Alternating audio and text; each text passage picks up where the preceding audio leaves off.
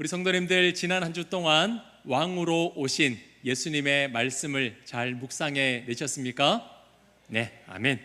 예수님께서는 그냥 오신 것이 아니라 모든 실패를 완성하시고 십자가에서 승리하신 왕으로 이 땅에 오셨습니다. 그런 사실이 우리에게 얼마나 큰 위로와 소망이 되는지 모릅니다. 예수님은 왕이셨습니다. 하지만 자신을 높이지 않으셨습니다. 가장 낮은 곳까지 낮추시고 섬기셨으며 자기 백성을 사랑하는 목자가 되어 주셨습니다. 우리는 그런 왕을 섬기는 사람들입니다. 그리고 왕 대신 예수님을 믿는다는 것은 단순하게 보호를 받는 것이 아니라 예수님의 마음을 품고 그분이 살아가신 것처럼 우리도 삶으로 살아내는 것을 의미합니다. 그러므로 우리도 예수님이 하신 것처럼 더 높아지려고 하는 것이 아니라 더 낮아지고 기꺼이 겸손해지며 나를 내어주는 삶을 살아야 할 것입니다. 왜냐하면 이것이 왕 대신 예수님께서 보여주신 삶의 모습이고 우리가 함께 만들어 가야 할 하나님 나라의 모습이기 때문입니다. 우리 성문교회가 이렇게 멋지고 아름다운 하나님의 나라를 완성해 가는 믿음의 공동체가 될 수 있기를 주님의 이름으로 축복합니다. 아멘. 이번 주까지 우리 수요일까지 이제 마태복음을 묵상하고 목요일부터 토요일까지는 마가복음을 묵상하게 됩니다. 그렇다면 이제 우리에게 주신 이 마가복음이 어떤 성경인지 오늘 함께 은혜를 나누기를 원합니다. 마가복음의 저자는 이름 그대로 마가가 이 복음서를 기록했습니다. 그런데 마가는 마태처럼 예수님의 직계 제자가 아닙니다. 마가는 바나바의 조카로 바울과 함께 1차 전도 여행을 떠났던 사람이었습니다. 하지만 사도행전 13장 13절을 보면 이 마가 요한이 사역이 너무나 힘들었던지 아니면 두려웠던지 무슨 이유에서인지는 모르겠지만 사역을 하는 도중에 예루살렘으로 돌아가 버립니다. 자, 이후에 이제 바울이 2차 전도 여행을 준비할 때 바나바가 바울에게 요청합니다. 저번에 마가가 끝까지 못했는데 이번에도 마가를 같이 데리고 갑시다. 그 말을 들은 바울이 어떻게 했겠습니까? 바울은 거절했습니다. 목숨을 내놓아야 하는 그런 거친 사역 현장에서 이 도중에 포기한 마가를 데리고 가기에는 너무나 위험 부담이 컸기 때문입니다. 이 일로 바나바와 바울이 심하게 다투고 갈라지게 됩니다. 그래서 더 이상 바나바와 바울은 같이 전도여행을 하지 못한 겁니다. 위대한 사역자인 사울에게 버림받았다는 표현이 좀 그렇지만 더 이상 동역하지 못했던 이 마가 요한은 특별히 갈 데가 없었습니다. 그런데 그때 이 마가를 품어주는 사람이 있었으니 바로 베드로였습니다. 사실 마가는 예루살렘의 조력자로 큰 재물을 가진 사람이었습니다. 그래서 자신의 다락방을 이 초대교회 성도들에게 내어주기까지 한 사람입니다. 그렇기 때문에 이 베드로는 예루살렘 수장으로서 바나바와도 깊은 관계가 있었고 이 예루살렘의 재력가인 이 마가의 집에도 수시로 들었을 겁니다. 그렇다 보니 이 마가가 어렸을 때부터 이 베드로는 지켜봐왔을 겁니다. 베드로가 마가를 얼마나 아끼고 사랑했는지 베드로전서 5장 13절을 보시면 나의 아들 마가라고 기록되어 있습니다. 이 마가를 아들이라고 부를 만큼 굉장히 아끼고 사랑했던 것입니다.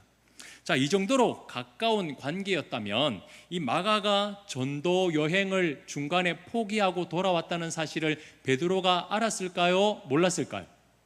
당연히 알았을 겁니다. 자, 그런데 바울이 포기했던 이 마가를 베드로가 받아주었던 그 이유가 무엇일까요? 여기에 복음의 능력이자 은혜를 엿볼 수가 있습니다. 베드로는 그 누구보다 실패를 경험한 사람이었습니다. 하지만 실패 가운데 누구보다 예수님의 사랑과 용서를 회복한 사람도 바로 베드로였습니다. 예수님을 3번이나 모른다고 부인하고 심하게 저주하며 욕하며 도망갔던 그 베드로. 하지만 부활하신 예수님께서 그 아침에 베드로에게 찾아와 주셔서 용서와 사랑의 메시지를 선언해 주셨습니다. 그래서 그 실패의 자리에서 예수님의 사랑을 경험한 베드로는 다시 일어설 수가 있었던 겁니다. 그렇기 때문에 사역이 힘들고 어렵고 무서워서 도망친 이 마가의 약함을 베드로는 그 누구보다 깊이 공감해 줄 수 있었던 겁니다. 더더구나 마가복음 14장 51절과 52절에 보시면 예수님이 잡히실 때에 한 청년이 홑 이불을 두르고 예수님을 따라가다가 도망갔다라는 그 말씀이 기록되어 있습니다. 학자들은 이 홑이불을 두르다가 도망갔던 이 젊은 청년이 마가 자신이 이 기록한 것이다라고 추측하고 있습니다. 마가를 품어준 것은 베드로의 좋은 성품이 아닙니다. 베드로는 원래 다혈질의 사람이었습니다. 말하기 전에 먼저 바닷속으로 뛰어 들어가는 것이 베드로였고, 화가 날 때 칼을 뽑아서 말고의 귀를 잘라버린 것이 베드로의 성품이었습니다.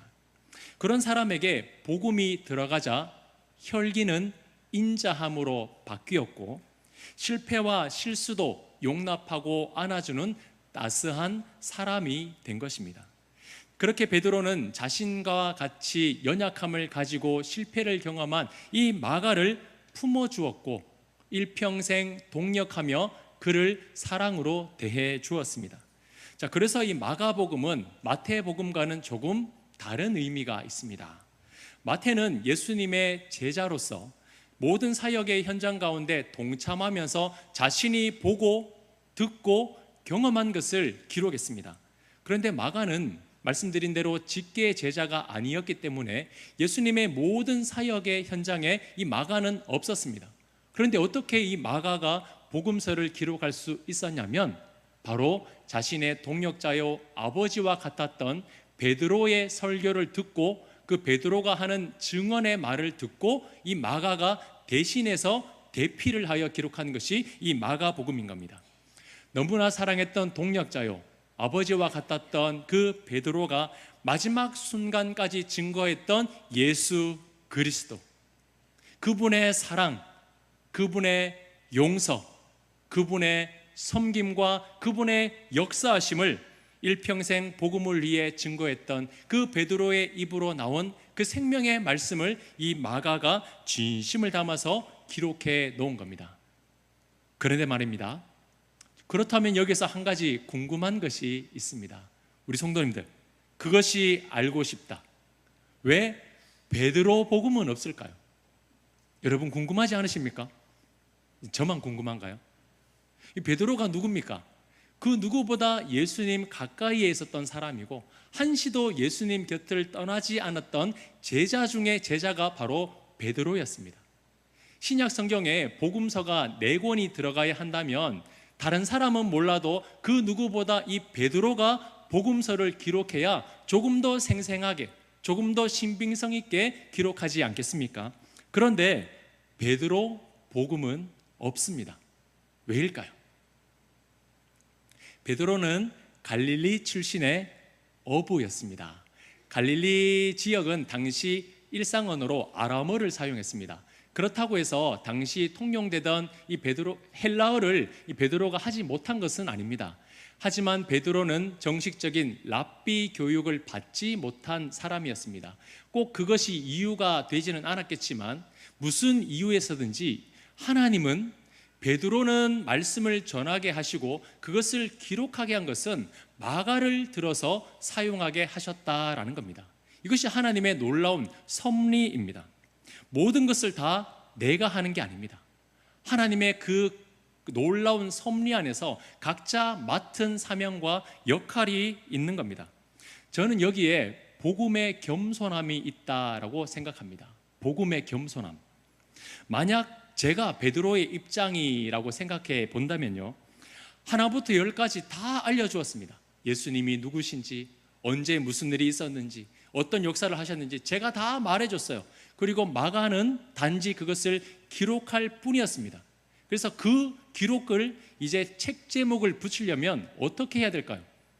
당연히 모든 것을 다 말해준 베드로 복음이라고 해야 되지 않겠습니까? 그런데 하나님은 이 성경의 제목을 마가 복음이라고 정해 놓으셨습니다. 마가가 수군을 했겠죠. 그러면 베드로 복음이라 하고 그 첫 번째나 마지막에 작게 마가의 이름 한 줄 정도 적어주면 그만일 겁니다. 그거 누가 뭐라고 하겠습니까? 그런데 그렇게 하지 않았습니다.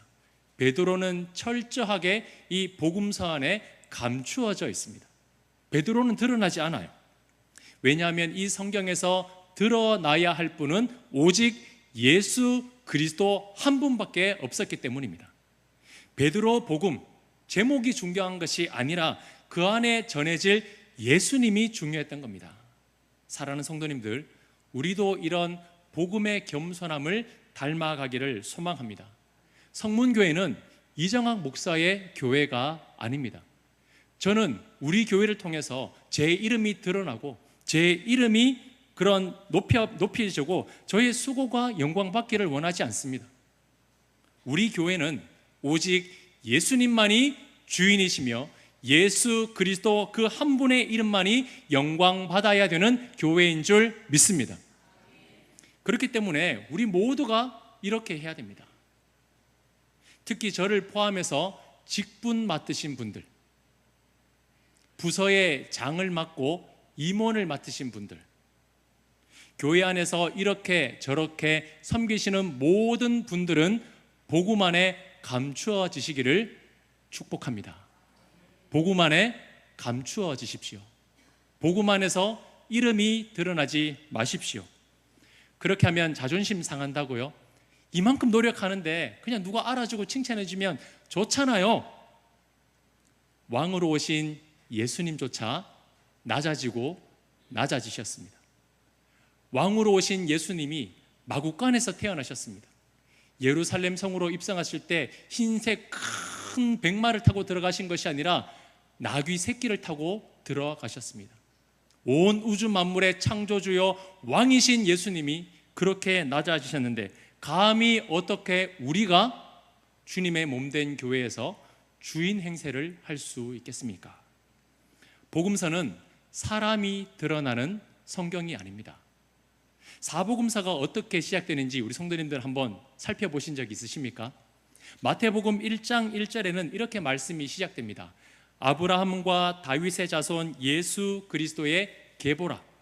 화면을 보면서 같이 읽어볼까요? 마가복음 1장 1절 하나님의 아들 예수 그리스도의 복음의 시작이라. 누가복음 1장 1절 우리 중에 이루어진 사실에 대하여. 요한복음 1장 1절 태초에 말씀이 계시니라. 이 말씀이 하나님과 함께 계셨으니. 아멘. 다른 서신서나 그런 이제 교회 서신서를 보면 다 누가 이 말씀을 기록했는지 이름이 기록되어 있습니다. 하지만 복음서만큼은 누가 기록했는지 이름이 기록되어 있지 않아요. 누구로부터 시작합니까? 예수 그리스도로부터 시작하는 성경이 바로 복음서입니다. 내가 기록한 복음이다. 그 누구도 말하는 사람이 없습니다. 바울은 빌립보서 1장 1절에 이렇게 고백합니다. 그러면 무엇이냐? 거칠애로 하나 참으로 하나 무슨 방도로 하든지 전파되는 것은 누굽니까? 그리스도니. 이로써 나는 기뻐하고 또한 기뻐하리라. 아멘.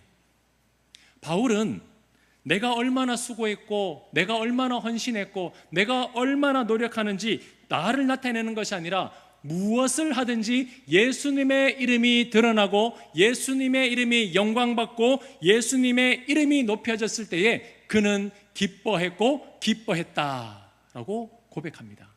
여러분, 이것이 바로 우리가 누려야 될 기쁨인 줄 믿습니다.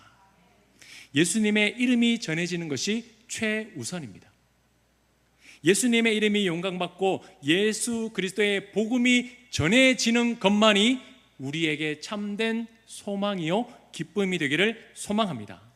그래서 우리 성문교회는 예수님의 이름이 영광 받으시고 그분의 사랑이 전해지기 위해서라면 담임 목사부터 먼저 장갑 끼고 허리 숙여 일하는 교회가 될 것입니다. 그렇기 때문에 만약 팔짱 끼고 앉아서 한 자리 차지하고 내 이름이 높아지기를 기다리고 계시는 분이 있다면 마음을 달리 먹으시기 바랍니다. 우리 교회는 담임 목사부터 일하는 교회가 될 것입니다. 우리 성문교회는 예수님이 하신 것처럼 낮아지고 낮아지는 교회요, 겸손한 교회요, 섬기는 교회가 될 것입니다. 왜냐하면 우리가 섬기는 왕이 그렇게 살아가셨기 때문입니다. 왕이 그렇게 하셨는데 그의 종된 백성이 우리가 뭐라고 그분보다 더 높아지려고 하고 우리가 그분의 이름보다 더 영광받기를 원하겠습니까? 만약 복음서를 묵상하는 동안에 다른 사람보다 높아지려고 하고 다른 사람에게 상처를 주고 하나님의 영광을 가린다면 둘 중에 하나가 문제입니다. 첫 번째는 뭐가 문제냐면 우리가 가지고 있는 성경이 문제입니다. 만약에 우리 성도님들이 성경을 읽으시다가 성경에 높아져라, 사랑하기보다 인정받고 성공하는 것이 먼저다라는 구절이 있으면 그건 잘못된 성경이니까 기독 서점 가서 바꾸시기 바랍니다. 그런 성경은 없어요. 웃자고 한 얘기인데 너무 심각하게 들으셔가지고 너무 진지해져 버렸어요. 그런데 만약 성경이 겸손하신 예수님만을 증거하고 있다면 그렇게 살지 못하는 우리의 마음과 행동이 문제일 것입니다. 예수님은 그렇게 사셨고 그렇게 살아라고 말씀하고 있는데 그렇게 살지 못하는 우리가 문제인 거죠. 그리고 이 마가복음을 제대로 묵상하기 위해서는 이 수신사와 마가복음의 핵심을 제대로 이해하는 것이 중요합니다. 마가복음은 누구에게 기록되었냐면 마태복음은 유대인들에게 왕으로 오신 예수님에 대해서 증거를 했습니다. 그러나 이 마가복음은 로마에 있는 모든 기독교인들을 대상으로 한 성경이고 이 땅에 섬기러 오신 종으로 오신 예수님에 대해서 성경을 기록했다는 것입니다. 마가복음은 그래서 종의 복음이다라는 별칭이 있습니다. 예수님을 종으로 표현하는 것이 좀 그렇습니다만 이렇게 말하는 이유가 있습니다.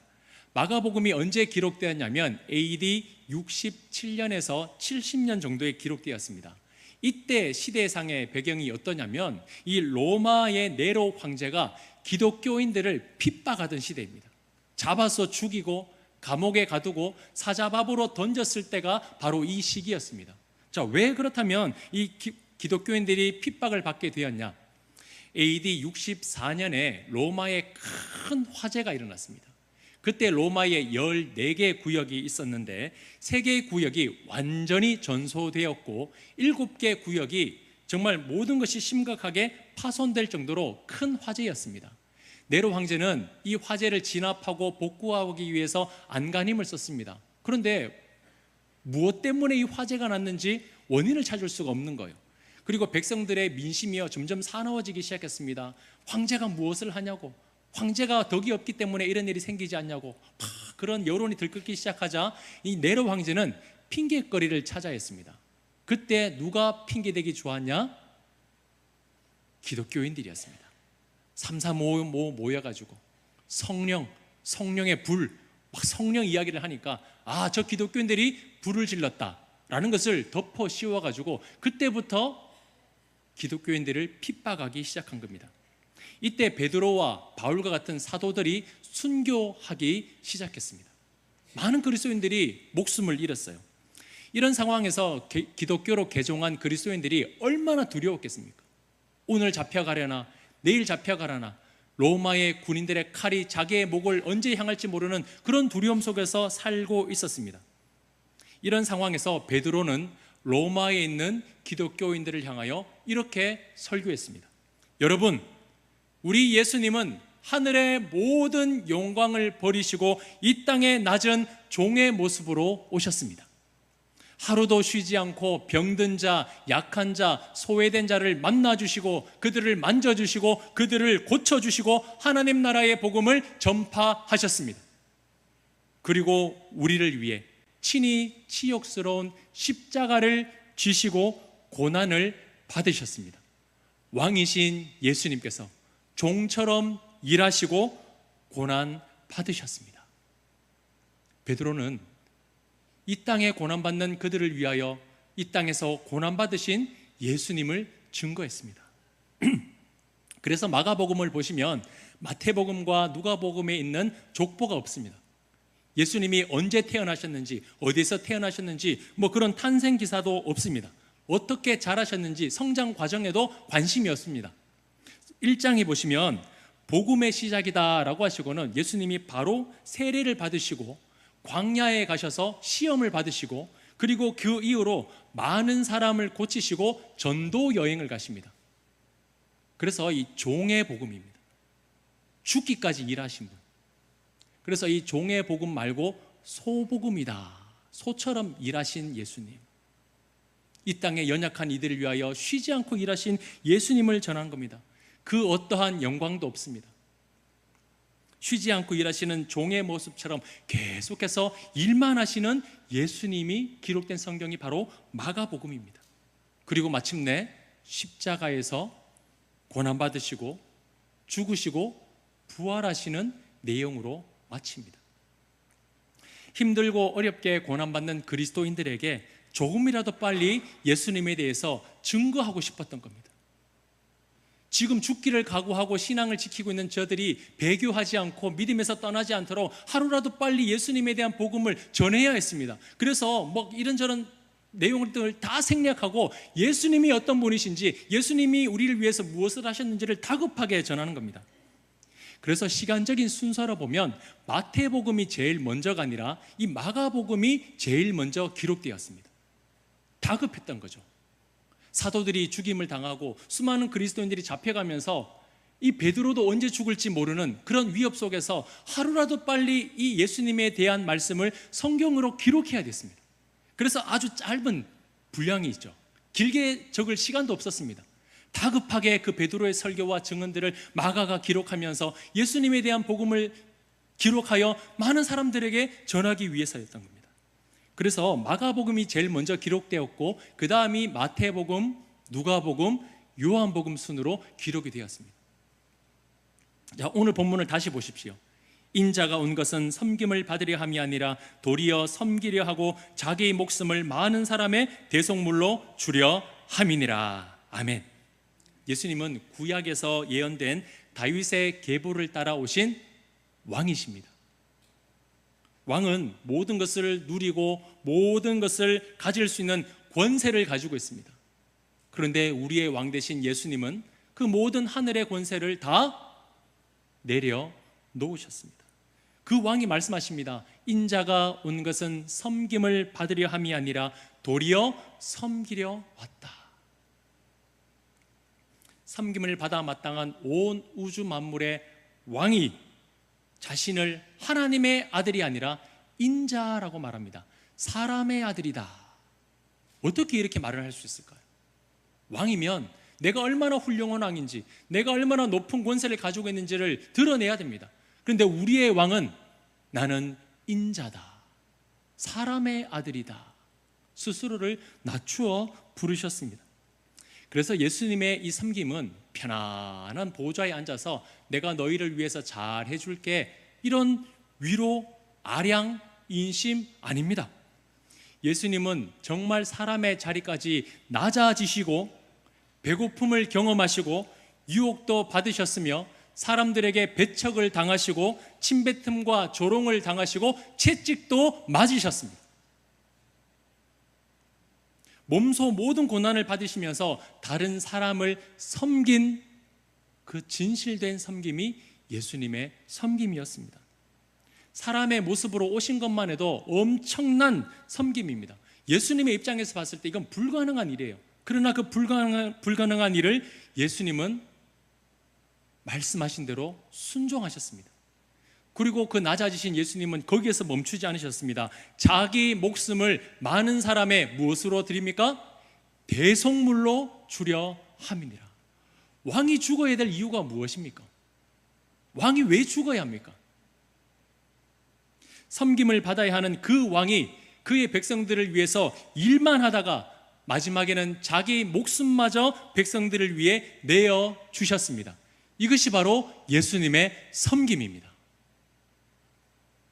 우리는 그렇게 처절하게 목숨까지 버리신 왕의 섬김을 통하여 죄에서 건진받고 사망에서 생명을 얻게 된 것입니다. 그래서 우리의 구원은요, 내가 자랑할 게 아무것도 없어요. 종으로 오신 그 예수님 때문에 우리는 다시 살게 된 것입니다. 그런 종들이 살만하고, 그런 종들이 편안하고, 그런 종들이 무엇을 가지게 되니까 점점 높아지려고 하는 거예요. 우리의 신분은 종입니다. 영원한 예수님의 종입니다. 그리고 이 마가복음은 예수님이 이런 분이다라는 것을 알려줌과 동시에 우리에게 참된 위로와 소망을 줍니다. 혹시 우리가 살아가면서 이런 생각 들 때가 있지 않습니까? 하나님은 도대체 어디 계시는가? 하나님은 우리를 위해서 도대체 무엇을 하시는가? 내가 지금 얼마나 힘든데 왜 예수님은 보이지 않는가? 이런 생각 들 때가 있을 겁니다. 그때 십자가를 생각해 보십시오. 예수님은 결코 우리의 고난을 모르는 분이 아닙니다. 배신당하는 것이 얼마나 고통스러운지, 억울함이 얼마나 이해하기 힘든 것인지, 침뱉음과 조롱이 얼마나 치욕스러운 것인지 예수님은 몸소 십자가에서 다 경험하셨습니다. 우리보다 먼저 고난의 길을 걸어가셨고, 우리보다 먼저 고난을 받으신 분이 바로 예수님이십니다. 그렇기 때문에 성경이 우리에게 말씀하는 것은 조금만 더 참으세요, 조금만 더 힘내세요, 말뿐인 위로가 아닙니다.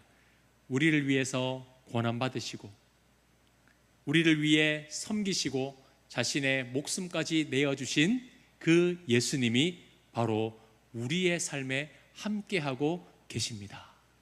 그 하나님의 위로와 친히 우리 가운데 함께 하시는 예수님이 이 복음을 통해 증거되는 것입니다. 사랑하는 성도님들, 이런 놀라운 복음을 듣게 된 우리는 이제 무엇을 해야 할까요? 어떻게 살아가야 하겠습니까? 우리가 받은 그 섬김을 다른 이들에게 흘려 보내주는 것입니다. 우리가 받은 그 사랑과 용서를 이제는 누군가에게 베풀어 주는 것입니다. 용서받고 사랑을 경험한 베드로가 마가를 품어주었고, 그 사랑을 받고 회복을 경험한 마가가 예수님의 복음을 기록했듯이 우리도 예수님께 받은 그 위로와 사랑과 능력을 이제는 다른 사람들에게 흘려 보내주고 나타내야 됩니다. 특별히 고난 가운데 있는 성도님들에게 다가가시기를 바랍니다. 사방이 막힌 것처럼 아무것도 보이지 않는 그 힘든 성도님들이 있다면 우리 성도님들이 찾아가 주시고 그들과 함께 해 주시기 바랍니다. 그리고 나의 말이 아니라 복음을 들려주시기를 바랍니다. 예수님도 우리와 같이 고난을 받으셨습니다. 그러나 그 고난 때문에 우리는 다시 살게 되었고 영원한 천국을 선물로 받게 되었습니다. 그 복음을 들려주시고 그 복음을 몸소 나타내시는 우리 성도님들이 되시기를 주님의 이름으로 축복합니다. 우리 한 사람 한 사람이 복음을 들려주고 우리의 인생 가운데 복음을 나타낼 때에 우리 성문교회는 예수님의 그 복음이 펼쳐지는 기적의 장소, 기적의 공동체가 될 줄 믿습니다. 이번 한 주 그 복음을 읽어내시고 살아내시는 우리 모두가 될 수 있기를 간절히 소망합니다.